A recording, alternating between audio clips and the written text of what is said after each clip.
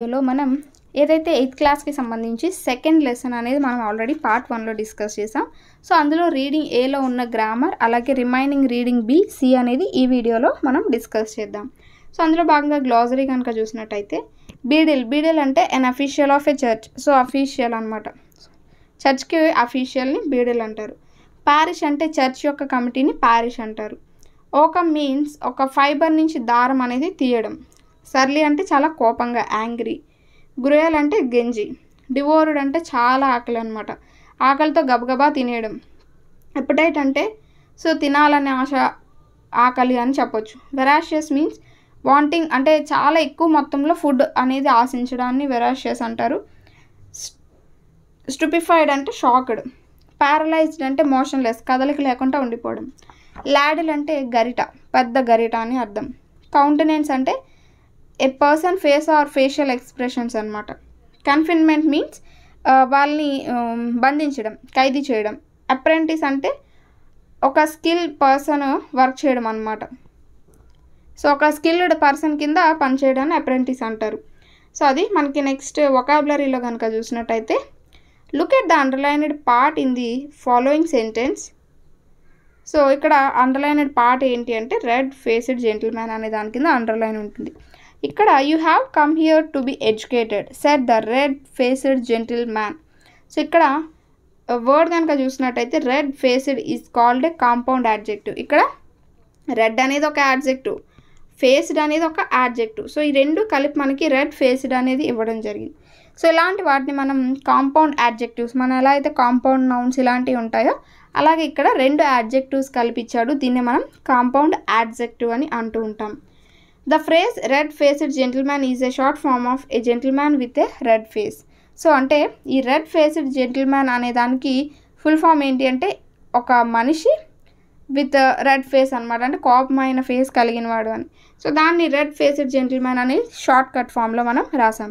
అలా లెసన్లోంచి కొన్ని compound adjectives అనేవి తీసుకొని మనల్ని ఇక్కడ రాయమన్నారు. సపోజ్ డీప్ రూటెడ్ అనొచ్చు. ఏ గోల్డ్ లేస్డ్ కఫ్ అనొచ్చు. A gold laced cuff. So దీన్ని మనం ఎలా అంటే ఇది దేనికి short form, a cuff with gold lace అనే దానికి ఏ గోల్డ్ లేస్డ్ కఫ్ అనేది షార్ట్ ఫామ్ అవుతుంది. సో ఇలా మనం రాసుకోవచ్చు అనమాట. నెక్స్ట్ ఇక్కడ change the underline parts. So ఇక్కడ అండర్లైన్ అనేది లేదండి, ఇక్కడ క్రికెట్ నుంచి వరల్డ్ వరకు, అలాగే batsmen playing with right hand అనేది, అలాగే world records to his credit అనేవి మనకి ఇక్కడ అండర్లైన్ చేసి ఇచ్చాడు, which are mind blowing. So వీటి గురించి కనుక చూసుకుంటే ఇవి ఏమన్నాడంటే following paragraph into compound adjectives. So వీటిని కాంపౌండ్ యాడ్జెక్టివ్స్ కింద రాసి మళ్ళీ ఆ పారాగ్రాఫ్ని అంటే తిరిగి రాయమన్నారు అనమాట. సపోజ్ ఇక్కడ Sachin Tendulkar is a cricketer who is famous all over the world అనేది ఇక్కడ ఇచ్చారు. దీన్ని మనం కాంపౌండ్ యాడ్జెక్టివ్స్లో తెలపాలి అనుకుంటే Sachin Tendulkar is a world famous cricketer. So world famous cricketer అని చెప్పొచ్చు. So Sachin Tendulkar is a cricketer who is famous all over the world అనే దాన్ని మనం ఎలా రాసుకోవచ్చు అంటే Sachin Tendulkar is a world famous cricketer అని షార్ట్ ఫామ్లో రాసేయచ్చు. అలాగే he is a batsmen playing with right hand, దాన్ని మనం he is a right handed batsmen అని సెకండ్ సెంటెన్స్ అనేది రాసుకోవచ్చు. Next he has many world records to his credit which are mind blowing. So దాన్ని మనం ఎలా రాసుకోవచ్చు అంటే mind blowing world records to his credit. So he has many mind blowing world records to his credit అని రాసుకోవచ్చు. అలాగే ఇంకా last కూడా మనకి ఏమి ఇచ్చారు, a person with kind heart అని ఇచ్చాడు. So he is A kind hearted person, so kind hearted అనేది ఒక కాంపౌండ్ యాడ్జెక్టివే కదా. సో కైండ్ హార్టెడ్ పర్సన్ అని రాసుకోవచ్చు. సో నేను ఇక్కడ రాయడం అవ్వట్లేదు కాబట్టి నేను చెప్తున్నప్పుడే మీరు ఒక బుక్ పైన రాసుకోండి. సో కైండ్ హార్టెడ్ పర్సన్ అని రాసుకోవచ్చు. Next an NGO based in Mumbai, he works in an NGO based in Mumbai. So he works in Mumbai based NGO. He works in Mumbai based NGO. So ఇలా సింపుల్గా మనం రాసుకోవచ్చు అనమాట. సో ఇవి మనకి కాంపౌండ్ యాడ్జెక్టివ్స్కి సంబంధించి. నెక్స్ట్ ఇక్కడ చూసుకుంటే fill in the blanks with appropriate compound adjectives. కొన్ని కాంపౌండ్ యాడ్జెక్టివ్స్ అనేవి ఇచ్చి వాటి బట్టి కింద ఫిల్ చేయమన్నాడు. Latha is a dash girl, soft spoken అంటే నెమ్మదిగా మేనర్ కలిగిన ఒక అమ్మాయి, soft spoken girl. She speaks kindly with her classmates. So చాలా కైండ్గా అంటే దయగా జాలిగా ఆర్ చాలా నెమ్మదిగా మంచిగా మాట్లాడుతూ ఉంటుందన్నమాట. Look at her, she is wearing an dash old fashioned. She is wearing an old fashion dress. She doesn't like to wear brand new dresses. Don't you think Lata is a dash girl? Young girl. Don't you think Lata is a well-mannered girl? So వీటన్నిటి బట్టి మనకి ఏం తెలుస్తుంది, లత అనే అమ్మాయి ఒక well mannered girl కింద తెలుస్తుంది అని. సో ఫస్ట్ మనకి soft spoken, second old fashion, third brand new, fourth well mannered girl అని తెలుస్తుంది. సో ఈ విధంగా కాంపౌండ్ యాడ్జెక్టివ్స్ని ఇచ్చాడు.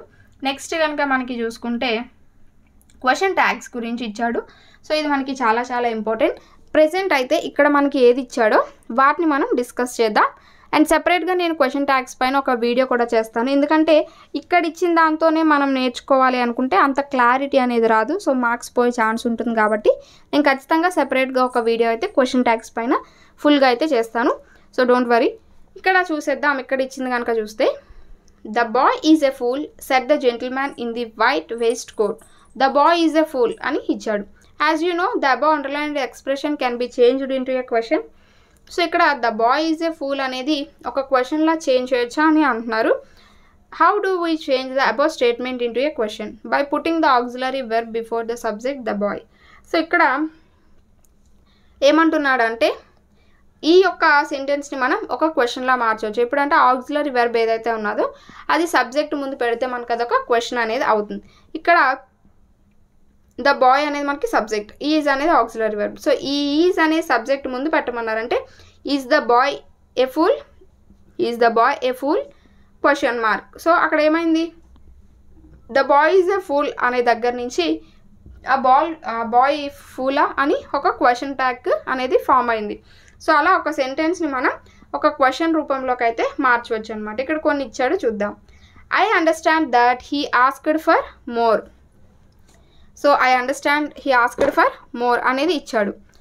ఇక్కడ మనకి ఎలాంటి అంటే క్వశ్చన్ ట్యాగ్స్లో మనకి చాలా రకాలనే ఉంటాయి. అంటే హెల్పింగ్ వర్బ్ ఉన్నప్పుడు క్వశ్చన్ ఎలా వస్తుంది, హెల్పింగ్ వర్బ్ లేనప్పుడు క్వశ్చన్ ఎలా వస్తుంది, అలాగే ఒక సెంటెన్స్లో కొన్ని నెగిటివ్ వర్డ్స్ వచ్చినప్పుడు క్వశ్చన్ ట్యాగ్స్ అనేవి ఎలా వస్తాయి అనేది మనకి చాలా రకాలుగా ఉంటాయి. సో ఇక్కడ మనకి ఇది ఒక టైప్ అనమాట. ఏంటి, ఒకవేళ మనకి క్వశ్చన్లో ఎలాంటి హెల్పింగ్ వర్బ్ లేనప్పుడు ఏ వస్తాయని. సో అక్కడ ఉన్న మనకి క్వశ్చన్లో ఎలాంటి హెల్పింగ్ వర్బ్ లేనప్పుడు మనం ఏం చేయాలి అంటే అందులో ఉన్న వెర్బ్ అనేది చూసుకోవాలి. సో ఇక్కడ ఏమన్నా ఉంది, అండర్స్టాండ్ అనేది ఉన్నది. సో ఇలా ఆ యొక్క వెర్బ్ అనేది మనం చూసుకోవాలి. అది ఏ ఫామ్లో ఉంది, ప్రెజెంట్ ఫామ్లో ఉందా, పాస్ట్ ఫామ్లో ఉందా, ప్రెజెంట్ ఫామ్లో అంటే ఎస్, ఈఎస్ఐ అలాంటివి ఏమైనా ఉన్నాయా, లేదంటే నార్మల్ ఫామ్లో ఉన్నదా, ఈ విషయాలన్నీ కూడా మనం చూసుకోవాలి. సపోజ్ ఇక్కడ అండర్స్టాండ్ అనేది కనుక చూసుకుంటే వెర్బ్ ఈఎస్ అలాంటి ఫామ్ ఏమీ లేకుండా నార్మల్ వెర్బ్ అనేది ఉన్నది. సో ఇక్కడ మనకి అండర్స్టాండ్ అనేది ఉన్నది కాబట్టి మనకి ఈ హెల్పింగ్ వర్బ్స్ అనేవి లేకపోతే డూ, డస్ అలాగే డిడ్ అనేవి వస్తాయి. సో డూ, డస్, డిడ్ అనేవి మనకి క్వశ్చన్ ఫామ్లో రాసినప్పుడు డూ, డస్, డిడ్ అనేది యూస్ చేస్తాం. అయితే డూ ఎప్పుడు యూస్ చేస్తాం, డస్, డిడ్ అనేవి ఎప్పుడు యూస్ చేస్తామో ఇక్కడ తెలుసుకుందాం. సో వెర్బ్ అనేది నార్మల్ ఫామ్లో ఉన్నప్పుడు మనం డూ అనేది యూస్ చేస్తాం. సో డూ అనేది పెట్టి do I understand that he asked for more question mark. So అంతే. సో ముందు మనం డూ అనేది యూస్ చేస్తాం. అలాగే నెక్స్ట్ చూస్తే Oliver asks for more. So ఇక్కడ ఆస్క్స్ అని ఉంది అంటే ఎస్ అనేది చేరింది, వెర్బ్కి ఎస్ అనేది చేరింది. సో ఇక్కడ మనం ఏం యూస్ చేస్తామంటే డస్ అనేది యూస్ చేస్తాం. Does Oliver ask for more. So does Oliver ask for more. So question mark. ఇక్కడ డస్ అనేది పెట్టిన తర్వాత మళ్ళీ ఆస్క్స్ అనేవి మనం పెట్టాం. సో ఎప్పుడైతే డస్ యూస్ చేస్తామో V1 అనేది యూస్ చేస్తాం. సో ఇక్కడ కూడా చూసారా, డూ కానీ డస్ కానీ డిడ్ కానీ యూజ్ చేసినప్పుడు మనం వెర్బ్ యొక్క V1 రూపమే యూజ్ చేస్తూ ఉంటాం. సో ఇక్కడ క్వశ్చన్లోకి మార్చినప్పుడు డూ ఐ అండర్స్టాండ్ ఇది V1, డస్ ఆలివర్ ఆస్క్ ఇది కూడా V1. అలాగే the boys took their places, took అనేది ఏంటి పాస్ట్ ఫామ్లో ఉన్నది. సో పాస్ట్ ఫామ్లో ఉన్నప్పుడు మనం డిడ్ అనేది యూజ్ చేయాలి. So did the boys take their places, take అంటే V1 అనేది యూజ్ చేయాలి. సో డూ అనేది నార్మల్ ఫామ్లో యూజ్ చేస్తాం. డస్ అనేది వర్బ్కి ఎస్ కానీ ఈఎస్ ఐఎస్ ఇలా యాడ్ చేరినప్పుడు డస్ అనేది యూజ్ చేస్తాం. వెర్బ్ అనేది పాస్ట్ ఫామ్లో ఉన్నప్పుడు డిడ్ అనేది యూజ్ చేస్తాం. అయితే 3 కేసెస్లో కూడా మనకి వెర్బ్ అనేది V1 రూపంలోనే ఉంటుందన్నమాట. సో వెర్బ్ అనేది V1 రూపంలోనే రాస్తూ ఉంటాం. సో ఈ విధంగా these sentences are changed into questions by placing do, does, did at the beginning. Such questions are called yes or no questions. So ఇలా మనం ఒక సెంటెన్స్ని క్వశ్చన్ రూపంలోకి చేంజ్ చేయొచ్చు అనమాట. సో ఇలా డూ, డస్, డిడ్ ఇలాంటివి వస్తే ఇవి మనం ఎస్ ఆర్ నో క్వశ్చన్స్ అని అంటూ ఉంటాం అనమాట. సో ఇక్కడ కొన్ని ఇచ్చాడు, అలాంటివి వాటిలోకి చేంజ్ చేయమని చెప్పారనమాట. So Oliver was frightened at the sight of so many gentleman. So ఇక్కడ ఆల్రెడీ ఒక వెర్బ్ అనేది ఇచ్చాడు. సో ఆక్సిలరీ వెర్బ్ అనేది ఇచ్చాడు, హెల్పింగ్ వెర్బ్ అనేది. సో దాన్ని మనం ముందుకు తీసుకొస్తాం. Was Oliver frightened the sight of so many gentleman question mark. So ఏం లేదు, మనం ఆ యొక్క ఏదైతే హెల్పింగ్ వెర్బ్ ఉన్నదో దాన్ని ముందుకు తీసుకురావడమే. Next you are an orphan, are you an orphan, are you an orphan question mark. అంతే, ఏం లేదండి, మనం ఆ ఆక్సిలరీ వెర్బ్ హెల్పింగ్ వెర్బ్ ఏదైతే ఉన్నదో దాన్ని ముందుకు తీసుకురావడమే. You say your prayers every night. So ఇక్కడ మనకి ఎలాంటి హెల్పింగ్ వెర్బ్ అనేది లేదు. బట్ వెర్బ్ కనుక చూసుకుంటే సే అంటే సే అనేది ఉన్నది. సో ఇక్కడ మనం డూ అనేది యూజ్ చేయొచ్చు. Do you say your prayers every night question mark. Do you say your prayers every night question mark. Do అనేది యాడ్ చేస్తాం అంతే. You will pick oakum tomorrow morning. So ఇక్కడ విల్ అనేది ఇచ్చాడు కాబట్టి will you pick oakum tomorrow morning question mark. Mr Bumble rushed into the room. So ఇక్కడ ఎలాంటి helping verb లేదు. బట్ వెర్బ్ అనేది ఏ ఫామ్లో ఉంది, పాస్ట్ ఫామ్లో ఉన్నది. సో ఇక్కడ మనం డిడ్ అనేది యూజ్ చేస్తాం. So did Mr Bumble rush into the room. ఇక్కడ రష్డ్ అనేది రాదు, డిడ్ వచ్చింది కాబట్టి ఓన్లీ V1 వస్తుంది కదా. So did Mr Bumble rush into the room అని రాస్తాం. Next they can devour the big bowl. So ఇక్కడ క్యాన్ అనేది ఇచ్చాడు. Can they devour the big bowl question mark రాసుకోవచ్చు. Next boys have generally excellent appetite. So ఇక్కడ have అనేది వచ్చింది కదా, అది హెల్పింగ్ వెర్బ్ అని మీరు అనుకుంటూ ఉంటారు. బట్ ఇక్కడ హ్యావ్ అనేది ఎలా పనిచేస్తుంది అంటే ఒక పొజెసివ్లా, అంటే బాయ్స్ సాధారణంగా వారి యొక్క లక్షణం అంటే బాయ్స్ యొక్క లక్షణం అంటే వారికి చెందిందిగా ఒకదాన్ని తెలియజేస్తున్నారు. ఏమని, చాలా ఎక్కువ ఆకలితో ఉంటారు, ఎక్కువ తిండి తినే సామర్థ్యాన్ని కలిగి ఉంటారు అని చెప్పడం జరుగుతుంది. సో ఇక్కడ హ్యావ్ అనేది ఒక పొజెసివ్ని తెలియజేస్తుంది కానీ మనకి హెల్పింగ్ వెర్బ్ని తెలియచేయలేదు. సో ఇక్కడ మనం ఏం యూజ్ చేస్తాం, డూ అనేది యూజ్ చేసి రాస్తాం. Do boys have generally excellent appetite అని క్వశ్చన్ మార్క్. సో ఆ విధంగా మనం రాసుకుంటూ ఉంటాం అన్నమాట. సో నెక్స్ట్ ఇందులో ఉన్న నెక్స్ట్ కనుక చూసుకుంటే read the following sentence taken from the story. You were brought up by the parish weren't you అనేది ఒక సెంటెన్స్ ఇచ్చాడు. ఇక్కడ in the sentence weren't you at the end is called a question tag. So ఈ ఏదైతే weren't you అనేది ఉన్నదో అది మనకి క్వశ్చన్ ట్యాగ్ అట. Question tags are used to get information or confirmation. So question tag అనేది మనం ఎందుకు యూజ్ చేస్తామంటే ఒక ఇన్ఫర్మేషన్ అనేది కరెక్టా కాదా అని తెలుసుకోవడం, కన్ఫర్మేషన్ కోసం అడుగుతూ ఉంటాం క్వశ్చన్ ట్యాగ్స్ అనేవి. The question tags are positive if the statements are negative. So ఒక స్టేట్మెంట్ అనేది నెగిటివ్గా ఉన్నదనుకోండి క్వశ్చన్ ట్యాగ్ అనేది పాజిటివ్లో వస్తుంది. అదే స్టేట్మెంట్ అనేది పాజిటివ్లో ఉంటే క్వశ్చన్ ట్యాగ్ అనేది నెగిటివ్లో వస్తూ ఉంటుంది అనమాట. Question tags are negative. These tags are short contracted forms of questions. So question ట్యాగ్స్లో క్వశ్చన్స్ ఎప్పుడు కూడా ఆ యొక్క ఫార్మ్స్ అన్నీ ఎప్పుడు కూడా కాంట్రాక్టెడ్ ఫామ్లో ఉంటాయి. ఇక్కడ చూసారా వెరింట్ యూ ఇలా కాంట్రాక్టెడ్ ఫామ్లో ఉంటూ ఉంటాయి. If the statements has an auxiliary the tag begins with an auxiliary. In case it does not have an auxiliary it begins with do, does, did.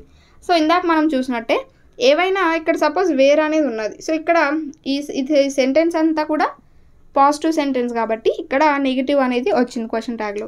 So ఇక్కడ వేర్ అనే హెల్పింగ్ వెర్బ్ ఉన్నది కాబట్టి ఇక్కడ వేరింట్ you అనేది రాసాం. ఒకవేళ అలా ఏ helping verb రాకపోతే డూ, డస్, డిడ్ అనేవి పెట్టి మనం రాస్తూ ఉంటాం అన్నమాట. సో అది మనకి ఇక్కడ ఇవ్వడం జరిగింది.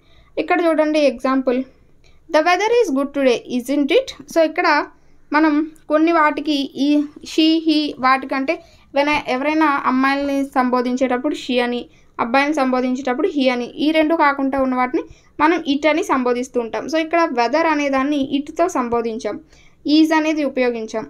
ఈజ్ అనే హెల్పింగ్ వర్బ్ అనేది ఇక్కడ ఉన్నది. అయితే సెంటెన్స్ అంతా పాజిటివ్లో ఉన్నది కాబట్టి క్వశ్చన్ ట్యాగ్ అనేది నెగిటివ్ యూజ్ చేసాం. So isn't he, isn't it అని రాసాం క్వశ్చన్ మార్క్. సో ఇక్కడ ఇవన్నీ కూడా కాంట్రాక్టెడ్ ఫామ్లో రాయాలన్నమాట. How about going out now, hope you will join me, wouldn't you. So ఇక్కడ hope you will join me, ఇక్కడ విల్ అనేది వుడ్గా మారిందనమాట, wouldn't you. I have get some important work now, I am afraid. So అది ఆ విధంగా ఇచ్చాడు.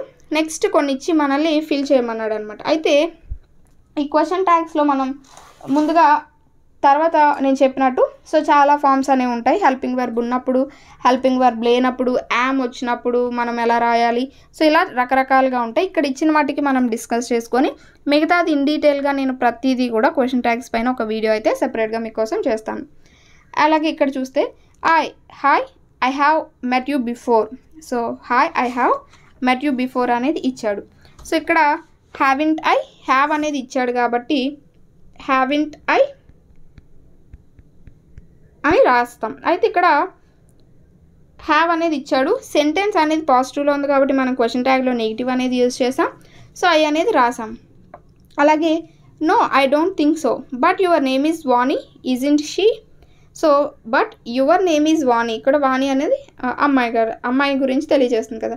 So ఇక్కడ ఈజ్ అనే మనకి హెల్పింగ్ వర్బ్ అనేది ఉన్నది, సెంటెన్స్ అనేది పాజిటివ్లో ఉంది కాబట్టి క్వశ్చన్ ట్యాగ్ అనేది నెగిటివ్లో రాస్తాం. ఈజంట్ షీ అని రాస్తాం అనమాట. No it's Suma, anyway glad to meet you, me too, this is Rohit, the party seems to be really lively. So ఇక్కడ మనం ఎలా రాస్తామంటే పార్టీ, సీమ్స్, ఇక్కడ ఎలాంటి హెల్పింగ్ వర్బ్ అనేది లేదు. ఇందాక మనం చెప్పుకున్నట్టు ఇక్కడ సీమ్స్ అనేది ఉన్నది, అంటే సీమ్కి ఎస్ అనేది యాడ్ అయింది వర్బ్లో. సో ఇక్కడ డస్ అనేది యూజ్ చేస్తాం, doesn't it. So doesn't it, ఇక్కడ డస్ ఎందుకు యూజ్ చేస్తాం, ఇక్కడ సీమ్స్ అనేది వచ్చింది కాబట్టి. నాట్ ఎందుకు యూజ్ చేసాం, సెంటెన్స్ అనేది పాజిటివ్లో ఉంది కాబట్టి నాట్ యూజ్ చేసాం. ఇక్కడ ద పార్టీ అనేది ఉన్నది కాబట్టి ఇట్తో మనం రిప్రజెంట్ చేస్తున్నాం అనమాట. సో డజంట్ ఇట్ అని. అలాగే yes definitely we enjoy ourselves a lot on such occasions. ఇక్కడ ఎంజాయ్ అనేది ఏంటి, వెర్బ్. సో డూ అనేది మనం రాస్తాం. ఇక్కడ సెంటెన్స్ అంతా కూడా పాజిటివ్లో ఉంది కాబట్టి మనం నెగిటివ్లో రాస్తాం, డోంట్ వీ అని రాస్తాం అనమాట. సో ఇక్కడ వీ అనేది ఉన్నది కాబట్టి డోంట్ వీ అని రాస్తాం. సో ఈ విధంగా మనం క్వశ్చన్ ట్యాగ్స్ని అయితే ఇక్కడ ఇచ్చిన మట్టుకి తెలుసుకున్నాం. సో ఇది మనకి ఈ లెసన్లో ఉన్న గ్రామర్ అలాగే వొకాబులరీకి సంబంధించి. సో ఇది ఎక్స్ట్రాగా తెలంగాణ వారికి అయితే ఈ ఎక్స్ట్రాగా ఎడిటింగ్ అనేది ఇచ్చారండి.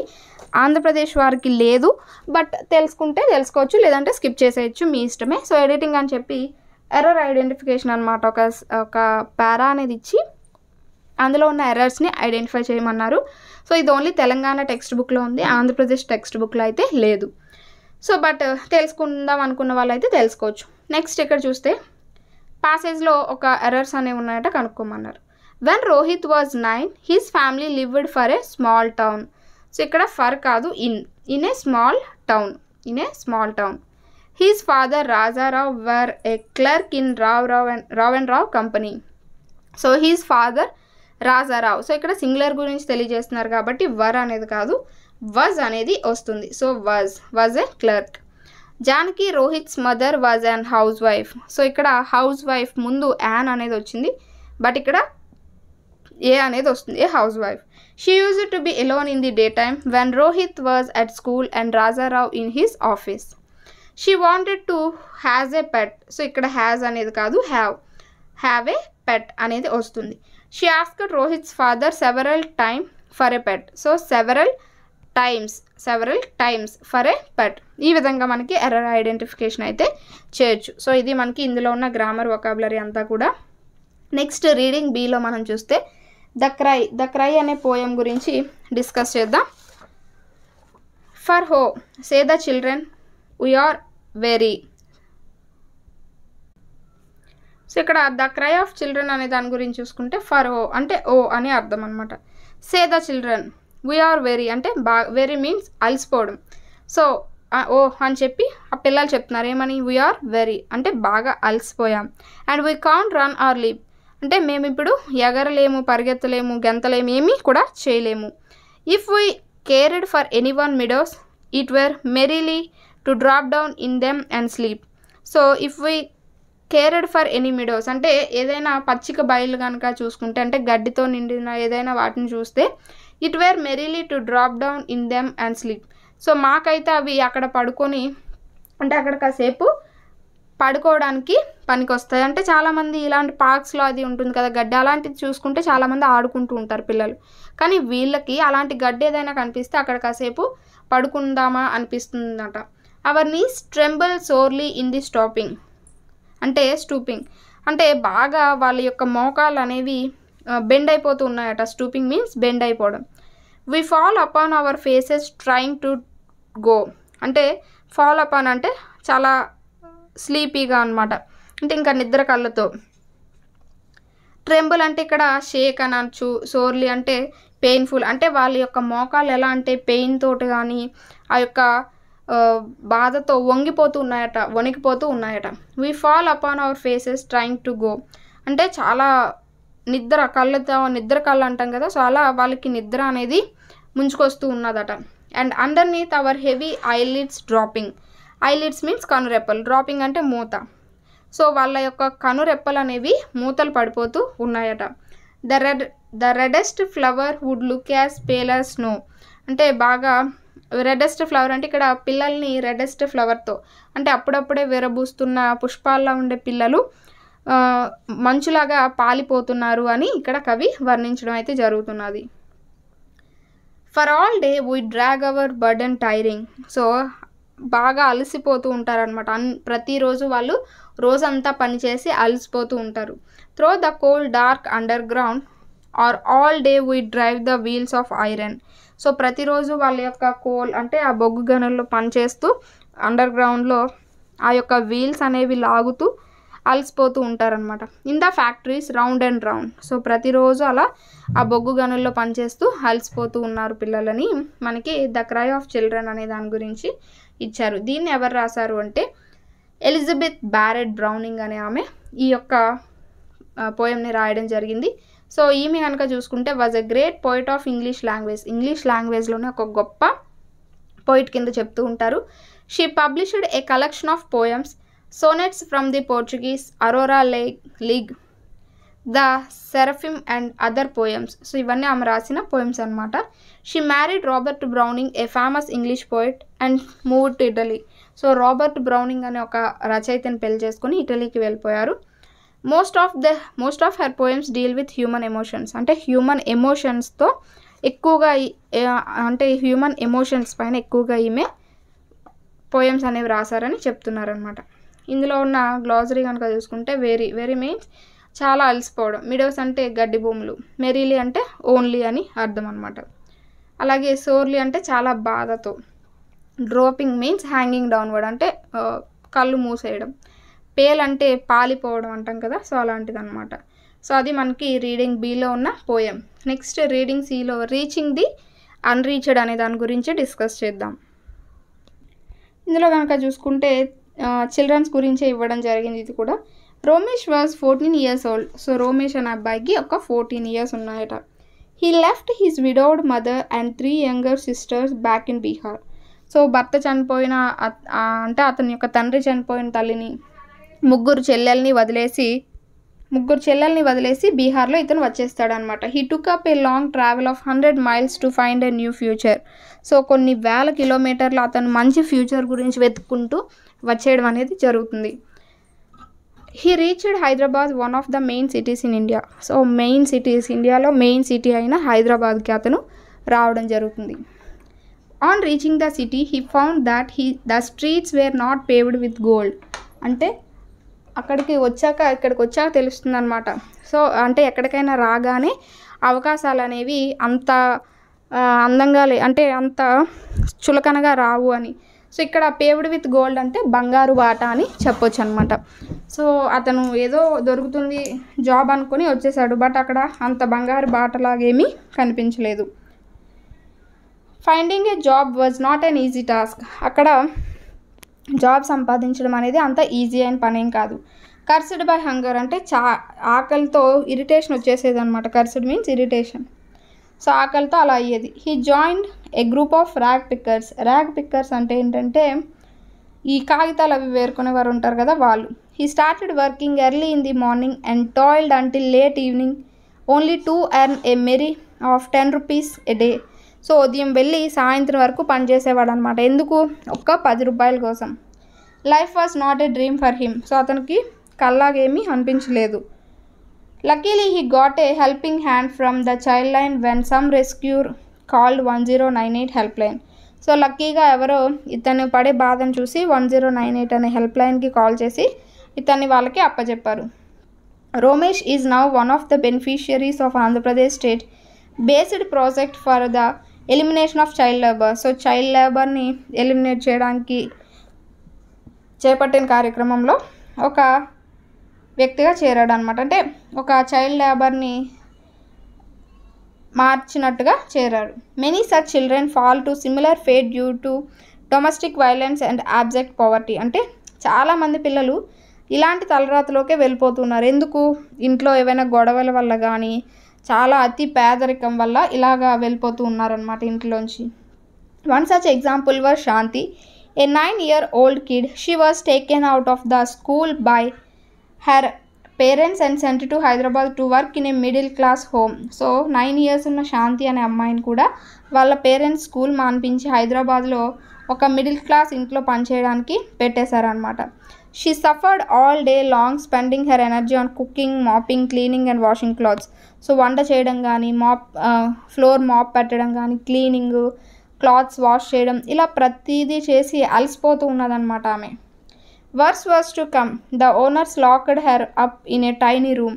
సో వర్స్ అంటే సాడ్ అనమాట. సో చాలా బాధాకరమైన విషయం ఏంటి అంటే తన్ని వాళ్ళ ఓనర్స్ ఊరు వెళ్తూ ఒక చిన్న గదిలో బంధించేశారనమాట. She stayed alone waiting for the day to pass. So రోజంతా ఎలా గడుస్తుందా అని చెప్పి ఆమె చూస్తూ ఉండేది. She recalled her memories with friends at school and she wept. So తలుచుకొని స్కూల్లో ఉన్న రోజుల్ని వాటిని తలుచుకొని ఏడుస్తూ ఉండేదన్నమాట. As a direct result of awareness campaigns at the neighbours inform the child labour enforcement team. So ఈ అవేర్నెస్ క్యాంపెయిన్స్ అంటే పిల్లల్ని బడిలో ఉంచాలి, అలాగా పనికి పంపించకూడదు, ఇలాంటి క్యాంపెయిన్స్ అన్ని కండక్ట్ చేస్తారు కదా. సో వాటిపైన అవేర్నెస్ కలిగిన కొంతమంది ఏం చేశారు అంటే ఈ చైల్డ్ లేబర్ ఎన్ఫోర్స్మెంట్ టీమ్కి ఈమె గురించి చెప్పారనమాట. సో వాళ్ళు వచ్చి ఈమెని విడిపించి ఒక గర్ల్స్ ట్రాన్సిట్ హోమ్లో చేర్పించడం జరిగింది. Who knows how many such unreached are waiting to be rescued. So ఎంతమంది అలాగా ఈ రెస్క్యూ కోసం అంటే కాపాడుతారు అని చెప్పి ఎంతమంది వెయిట్ చేస్తున్నారు అని అంటున్నారు అనమాట. Child Rights and You is an organization that believes that children are citizens and they have their own rights. So Child's Right You and You అంటే క్రై అనేది ఒకటి ఆర్గనైజేషన్ అనమాట. ఇది ఏం నమ్ముతుందంటే పిల్లలు అనేవారు అందరిలాగే వారి యొక్క ఓన్ రైట్స్ని కలిగి ఉన్నారు. At CRY they do not believe in charity nor do they run schools or orphanages. So వాళ్ళు ఏంటి అంటే ఈ చారిటీస్ పైన, ఆర్ఫనేజెస్ ఇలాంటి పైన వాటికి నమ్మకం లేదు. Instead they partner some basic level organisations working for children, their parents and communities. So దానికి బదులుగా ఇవి ఏం చేస్తాయంటే కొన్ని ఆర్గనైజేషన్స్ అనేవి పిల్లల కోసం నడపబడతాయి కదా, వాళ్ళకి ఈ యొక్క పేరెంట్స్ కమ్యూనిటీస్కి ఒక వారధిలాగా పనిచేస్తూ ఉంటాయి అన్నమాట. CRY's role is that of a bridge between child development organisations and people working for marginalised children. So పిల్లల కోసం ఎవరైతే సహాయం చేయాలి అని అనుకుంటారో ఆ ప్రజలకి, పిల్లల కోసం నడిపే ఈ సంస్థలు అనేవి ఉంటాయి కదా, వాళ్ళకి ఈ రెండింటి మధ్య ఒక వారధిగా వాళ్ళు ఉంటూ ఉంటారనమాట. They gather the support, money and time of the Indians around the world and thousand of field workers across India who struggle to enrich the lives of children. So మొత్తం ఉన్న ఎవరైతే ఇండియన్స్ ఎక్కడెక్కడ ఉంటారు కదా వాళ్ళందరి నుంచి కొంత సపోర్ట్ అంటే మనీ రూపంలో కానీ టైం రూపంలో కానీ తీసుకొని అవి ఈ ఆల్ ఓవర్ ఇండియాలో ఉన్న ఎవరైతే ఫీల్డ్ వర్కర్స్ ఉంటారో వాళ్ళ చేత కలెక్ట్ చేయబడి ఈ పిల్లలకి అందించడం అనేది జరుగుతుందన్నమాట. CRY has free more than 1 lakh children from hunger freed అంటే 1 lakh చిల్డ్రన్ని ఆకలి బాధ నుంచి తప్పించారనమాట. Exploitation and literacy in more than 13,000 villages and slums. So 13,000 విలేజెస్లో ఆ యొక్క లిటరసీ బాధ వాటిని తగ్గించారనమాట. అంటే పిల్లలకి చదువులు చెప్పించారు. The organisation has successfully prevented child labour in 648 villages across the nation and liberated 1152 villages from child marriages. So 648 విలేజెస్లో ఈ బాల కార్మికులు ఎవరైతే ఉంటారో వాళ్ళని నిర్మూలించారట. అలాగే 1152 విలేజెస్లో బాల్య వివాహాలు చేయకూడదని చెప్పి వాళ్ళకి అవేర్నెస్ అనేది కల్పించారట. It also has 21,678 out of school children in its account who have now joined schools. These children are into their childhood with all due opportunities of life. So 21,676 మందిని స్కూల్లో చేరేటట్టు చేశారనమాట. మళ్ళీ వారి యొక్క హక్కులు వారి యొక్క స్వేచ్ఛ వాళ్ళు పొందేలాగా ఈ క్రై అనేది చేసింది. అలాంటిది ఇక్కడ మనకి save our soul SOS. So SOS children's villages is an independent non governmental social development organisation that provides family based care for children in India. So ఈ SOS అనేది ముఖ్యంగా దేనికి ఉద్దేశించబడిందంటే పిల్లలు వారి యొక్క తల్లిదండ్రుల దగ్గర ప్రేమ అనేది పొందాలి, రక్షణ భద్రత అన్నీ కూడా వాళ్ళ యొక్క తల్లిదండ్రుల దగ్గర పొందాలి అని ఉద్దేశించబడింది. ఇదొక ఇండిపెండెంట్ అనమాట, స్వతంత్రంగా నడుస్తున్న ఒక సంస్థ. అలాగే నాన్ గవర్నమెంట్కి సంబంధించింది కాదు. అలాగే సామాజిక అభివృద్ధిని పెంచడం కోసం ఉద్దేశించబడిన ఒక సంస్థ కింద అయితే చెప్పొచ్చు. It advocates the concerns rights and needs of children. More than 6,000 children and young people live in 33 SOS children's villages and 27 SOS youth facilities in India. So ఇది దేనికోసం ఉద్దేశించబడింది అంటే పిల్లల యొక్క అవసరాలు కానీ వారి యొక్క బాధలు వారి యొక్క హక్కులు వారికి అందించడం కోసం ఉద్దేశించబడింది.